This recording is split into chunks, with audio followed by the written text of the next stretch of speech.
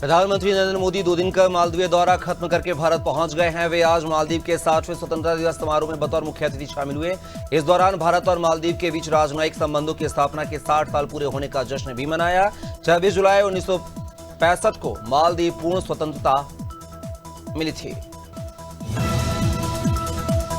पाकिस्तान के सिंध प्रांत के घोटकी जिले में टिकटॉक क्रिएटर सुमीरा राजपूत की शनिवार को उनके घर पर संदिग्ध परिस्थितियों में मौत हो गई है।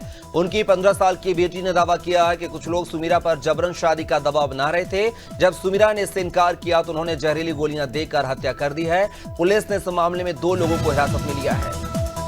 थाईलैंड और कंबोडिया के बीच 1000 साल पुराने 2 शिव मंदिरों को लेकर शुरू हुआ संघर्ष तीसरे दिन भी जारी है। इस संघर्ष में अब तक 33 लोगों की मौत हो गई है। कंबोडिया के रक्षा मंत्रालय के मुताबिक लड़ाई में उसके 13 लोगों की मौत हुई है। इसमें से 8 नागरिक और 5 सैनिक शामिल हैं। इसके अलावा 71 लोग घायल हुए हैं। अमेरिकी राष्ट्रपति डोनाल्ड ट्रंप ने गुरुवार को फेडरल रिजर्व यानी कि केंद्रीय बैंक के मुख्यालय का दौरा किया है। उन्होंने चेयरमैन गवर्नर जेरोम पावेल की आलोचना की और फेडरल ऑफिस की रेनोवेशन लागत पर सवाल उठाए हैं। इस दौरान दोनों के बीच बहस हो गई है। ट्रंप ने दावा किया है कि रेनोवेशन की लागत $3.1 बिलियन है। इस पर पावेल ने कहा, मुझे इसकी जानकारी नहीं। ईरान के दक्षिणी पूर्वी शहर जाहेदान में शनिवार सुबह आतंकी हमला हुआ है। शनिवार सुबह उस वक्त अफरा तफरी मच गई जब कुछ अज्ञात बंदूकधारियों ने प्रांतीय न्यायिक मुख्यालय पर ताबड़तोड़ फायरिंग कर दी है। इस हमले में 5 लोगों की मौत हो गई है जबकि 13 अन्य लोग घायल हुए हैं। फिलहाल राहत और बचाव कार्य जारी है।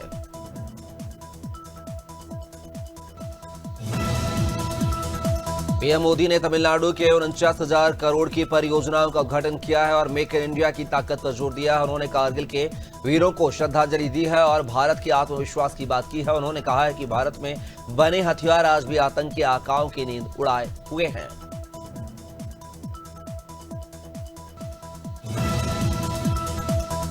चंडीगढ़ क्राइम ब्रांच ने एक अंतर्राष्ट्रीय ड्रग रैकेट का भंडाफोड़ करते हुए 3 विदेशी नागरिकों और 2 लोकल सप्लायरों को पकड़ा है। इनके पास से 70 ग्राम कोकीन, 67 ग्राम एम्फेटामिन और 50.88 ग्राम हेरोइन बरामद की है। साथ ही BMW और होंडा अकॉर्ड जैसी महंगी कारें भी जब्त की हैं।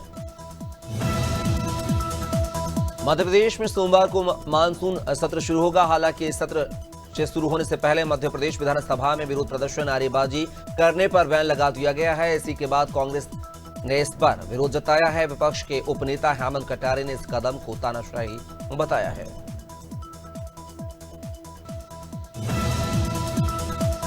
एयर इंडिया ने फ्लाइट A1171 हादसे में जान गंवाने वाले 229 यात्रियों में से 147 यात्रियों और घटनास्थल पर मारे गए 19 लोगों के यानी कि कुल 166 परिवारों को 25 लाख का मुआवजा दिया है। एयरलाइन ने बताया है कि बाकी 52 मृतकों के दस्तावेजों की जांच पूरी हो चुकी है और उन्हें भी यह मुआवजा जल्द दिया जाएगा।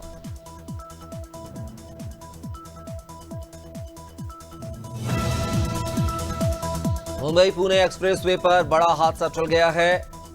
एक कार आपस में 16 गाड़ियां टकरा गई हैं। हादसे में एक व्यक्ति की मौत हो गई है। वहीं हादसे में कई लोग घायल हुए हैं जिनका अस्पताल में इलाज चल रहा है। जानकारी के मुताबिक एक्सप्रेसवे पर अचानक तेज रफ्तार कंटेनर का ब्रेक फेल हो गया। इसके बाद उसने आगे चल रही कई गाड़ियों को टक्कर मार दी।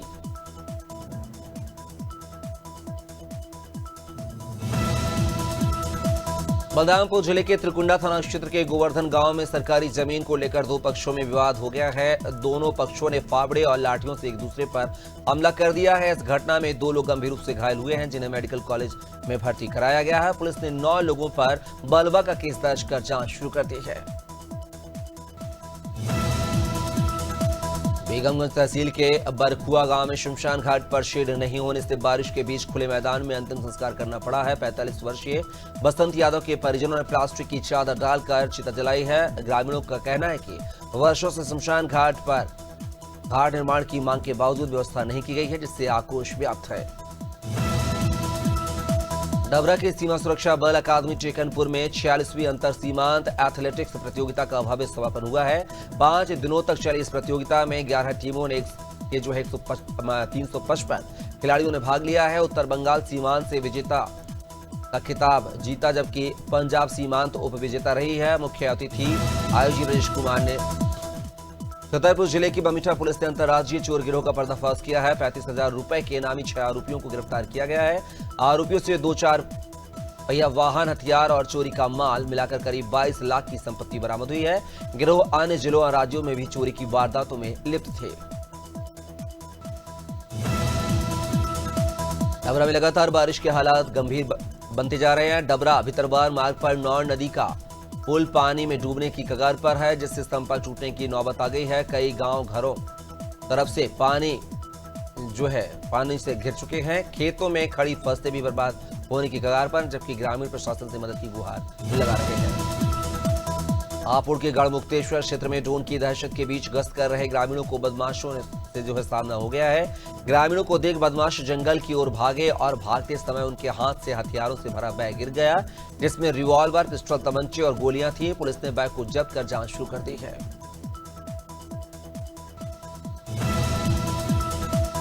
दमोह जिले की जबीरा विधानसभा के नोहटा स्थित मंत्री धर्मेंद्र सिंह लोधी के निज निवास पर पंचमुखी लोधेश्वर महादेव जयंती समारोह धूमधाम से मनाया जा रहा है। 24 से 28 जुलाई तक चल रहे इस आयोजन में तीसरे दिन मंत्री लोधी ने परिवार संग शिवलिंग निर्माण कर विधि विधान से पूजा अर्चना की।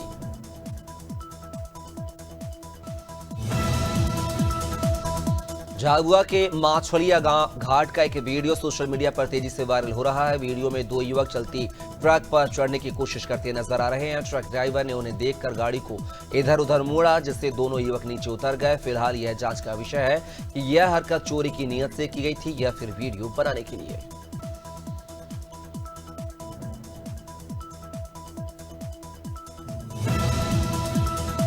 कानपुर के रेल बाजार थाना क्षेत्र से लापता हुई 3 युवतियों को पुलिस ने 12 घंटे की कड़ी मशक्कत के बाद सकुशल बरामद कर लिया है।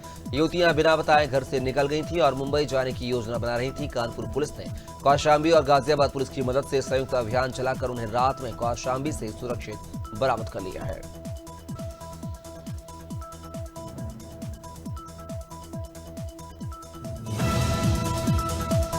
कानपुर में 26वां कारगिल दिवस मोटो झील स्थित कारगिल पार्क में धूमधाम से मनाया गया है। भारतीय जनता पार्टी ने शहीदों की याद में माताओं के नाम वृक्षारोपण किया और भूतपूर्व सैनिकों का सम्मान किया है। भाजपा क्षेत्रीय अध्यक्ष प्रकाश पाल और विधायक नीलिमा कटिहार ने देशभक्ति और शौर्य को नमन किया और शहर के विभिन्न इलाकों में 57 पौधे लगाए गए।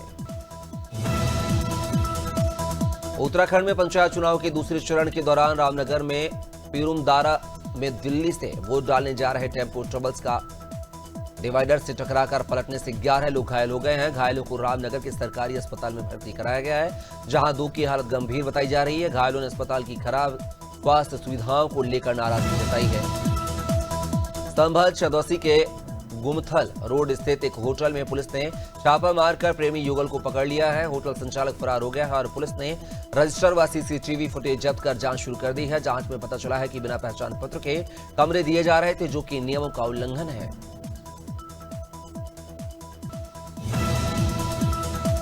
उत्तर प्रदेश के संभल में 2 दलित किशोरों के साथ बेरहमी से मारपीट का मामला सामने आया है। अपनी बीमार मां की दवा लेने निकले किशोरों को ग्रामीणों ने चोर समझकर बिजली के खंभे से बांध दिया और बेरहमी से पीटा है। पुलिस ने समय रहते पहुंचकर उन्हें भीड़ से छुड़ाया और गंभीर हालत में जिला अस्पताल में भर्ती कराया है।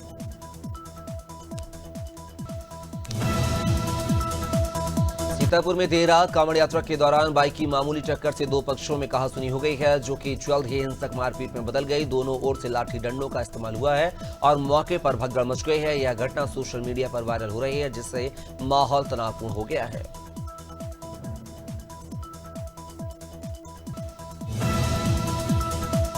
कुशीनगर पुलिस ने वांछित और वारंटियों के खिलाफ बड़े पैमाने पर अभियान चलाकर विभिन्न थाना क्षेत्रों से कुल 112 लोगों को गिरफ्तार किया है। गिरफ्तार लोगों में महिलाएं और पुरुष दोनों शामिल हैं। सदर पड़रौना सर्कल से 38, कसिया सर्कल से 37, कामकू हिराज सर्कल से 11 और खड्डा सर्कल से 26 लोगों को पुलिस ने गिरफ्तार किया है।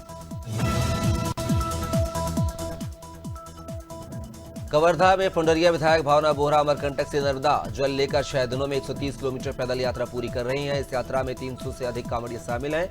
21 जून से शुरू हुई यह यात्रा कई स्थानों पर शिव भक्तों द्वारा भव्य स्वागत के बीच आज भोरमदेव में भगवान शिव का नर्मदा जल से जलाभिषेक किया जाएगा। अमेठी के कमरौली थाना क्षेत्र में अज्ञात कारणों से श्याम लाल यादव के घर में आग लग गई है। आग की लपटों में सरसों, चावल, बच्चों की कापियां, किताबें और हजारों का सामान जलकर खाक हो गया है। घर के सभी सदस्य बाहर सो रहे थे। धुआं उठता देख ग्रामीणों ने मिलकर आग पर काबू पाया।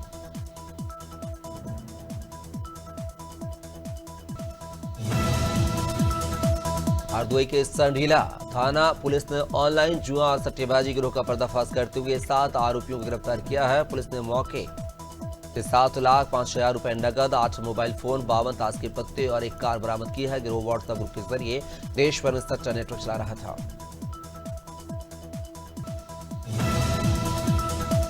लटेरी के नैनवास कला गांव में मवेशियों को लेकर 2 पक्षों में जमकर मारपीट हुई है। घटना में 5 लोग घायल हुए हैं, जिन्हें शासकीय अस्पताल में भर्ती कराया गया है।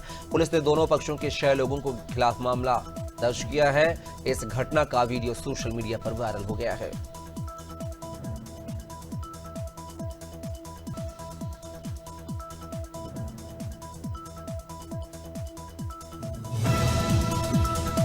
बुलंदशहर के खुर्जा नगर कोतवाली क्षेत्र के विकास नगर में एक युवक ने फांसी लगाकर आत्महत्या कर ली है। मृतक की पहचान शंकर उर्फ सेठ के रूप में हुई है, जो कि 2 वर्षों से पत्नी से विवाद के चलते मानसिक तनाव में था। सूचना पर पुलिस और फॉरेंसिक टीम मौके पर पहुंची और शव को पोस्टमार्टम के लिए भेज दिया।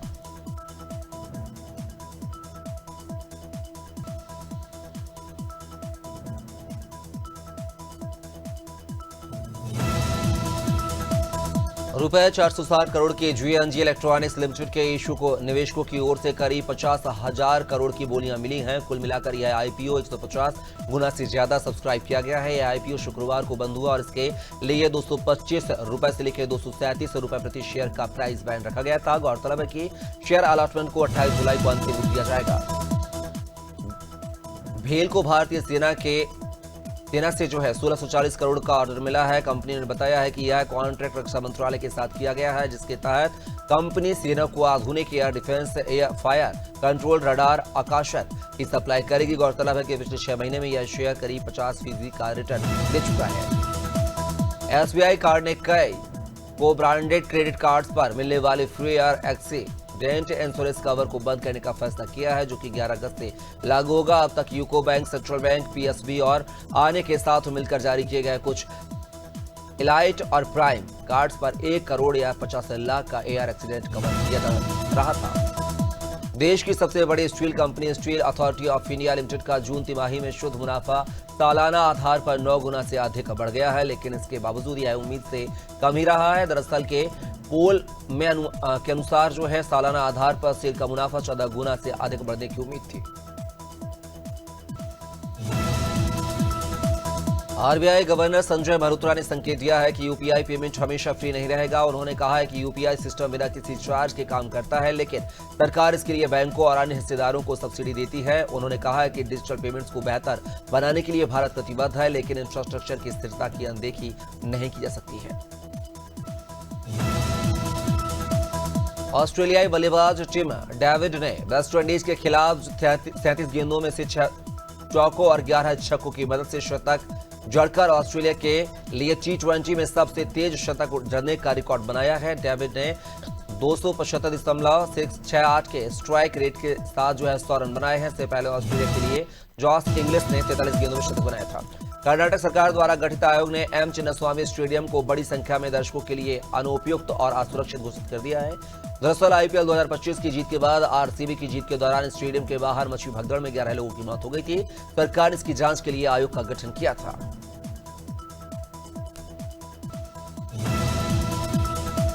इंग्लैंड के बल्लेबाज जो रूट ने मैनचेस्टर टेस्ट के तीसरे दिन ऑस्ट्रेलिया के पूर्व कप्तान रिकी पॉन्टिंग का टेस्ट क्रिकेट में दूसरा सबसे ज्यादा रन बनाने का रिकॉर्ड तोड़ दिया है। रूट ने टेस्ट में 13,380 रन बना लिए हैं। पॉन्टिंग ने कहा है कि जो रूट को बधाई, शानदार लिस्ट में वे अब दूसरे स्थान पर हैं। इतिहास का यह शानदार पल है।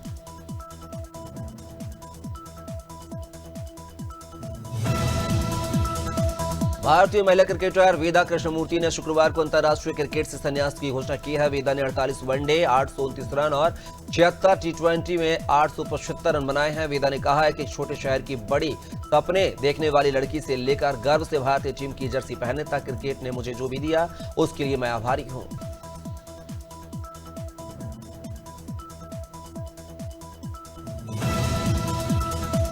मैनचेस्टर में खेले जा रहे चौथे टेस्ट मैच के दूसरे दिन भारतीय गेंदबाज मोहम्मद सिराज और इंग्लिश बल्लेबाज बेन डकेट फिर आपस में भिड़ गए हैं। एक वीडियो में दोनों एक दूसरे को उंगलियों से इशारा करते हुए नजर आ रहे हैं। विवाद बढ़ने पर डकेट शिकायत लेकर अंपायर के पास पहुंच गया। अंपायर के हस्तक्षेप के बाद मामला शांत हुआ। मुंबई में फिल्म सो लॉन्ग्स वैली के प्रीमियर शो के दौरान एक्ट्रेस रुचि गुर्जर ने कुछ लोगों के साथ फिल्म मेकर का विरोध किया है, जिस पर उन्होंने लाखों रुपए की धोखाधड़ी का आरोप लगाया है। वे जब अपने हक के लिए विरोध करने सिनेमा हॉल गईं, तो निर्माता मान सिंह लाल ने उनकी तगड़ी बहस हो गई है। दोनों की भी धक्का मुक्की होने लगी है, जिसका वीडियो सोशल मीडिया पर वायरल हुआ है। वहीं अब एक्ट्रेस के खिलाफ मामला दर्ज हुआ है। आर पांडे और अनीता पड्डा ने मोहित सूरी की फिल्म सैयारा से एक्टिंग में डेब्यू किया है। इस फिल्म ने बॉक्स ऑफिस पर शानदार शुरुआत कर दोनों नौसिखियों के लिए एक अच्छा लॉन्च पर तैयार किया है, लेकिन अब इस फिल्म का क्रेज बढ़ते ही जा रहा है। सैयारा इस साल की दूसरी सबसे ज्यादा कमाई करने वाली फिल्म बन गई है। टीवी एक्ट्रेस दलजीत कौर इन दिनों अपनी फिटनेस पर काफी ध्यान दे रही हैं। हाल ही में एक्ट्रेस ने सोशल मीडिया पर जिम से वर्कआउट करते हुए एक वीडियो शेयर किया था। दरअसल पिछले एक साल में उनकी जिंदगी में काफी उलझने और भावनात्मक उतार चढ़ाव आए हैं। बता दें कि शेयर किए गए वीडियो में वो जिम में अपनी पीठ और पैरों की एक्सरसाइज करती हुई नजर आ रही हैं। कल 26 जुलाई को देश भर में कारगिल विजय दिवस मनाया गया। इस अवसर पर बॉलीवुड एक्टर सिद्धार्थ मल्होत्रा ने बहादुर जवानों की बहादुरी से लड़ाई लड़ने और देश की रक्षा के लिए सम्मान और धन्यवाद दिया है। एक्टर ने एक पोस्ट में कैप्टन विक्रम बत्रा की कई फोटो शेयर की हैं।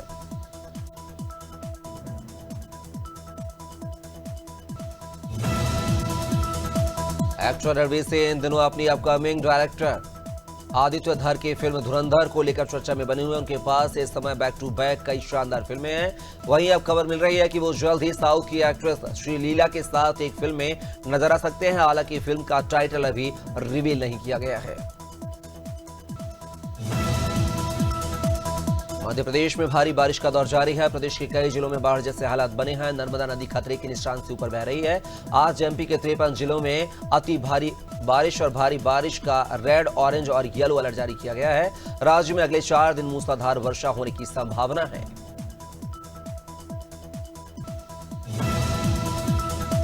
छत्तीसगढ़ में मानसून की रफ्तार बढ़ गई है। पिछले 24 घंटों के दौरान लगभग सभी जिलों में बारिश हुई है। इस दौरान सबसे ज्यादा बारिश बलरामपुर में दर्ज हुई है। प्रदेश में आज मौसम विभाग ने कई स्थानों पर बारिश और बिजली गिरने की संभावना जताई है। राजधानी रायपुर में भी आज वर्षा के आसार हैं।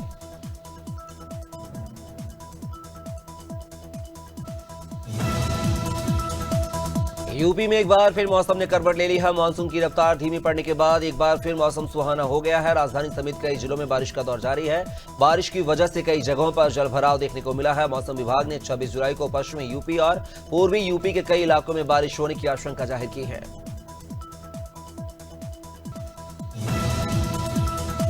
उत्तराखंड में पिछले कई दिनों से बारिश हो रही है। पहाड़ से लेकर मैदान तक आज भी बारिश का अलर्ट जारी किया गया है। मौसम विभाग के मुताबिक नैनीताल, चंपावत और बागेश्वर में कहीं कहीं भारी बारिश का ऑरेंज अलर्ट जारी किया गया है, जबकि देहरादून, टिहरी, पौड़ी और पिथौरागढ़ में तेज बारिश होने का येलो अलर्ट जारी किया गया है।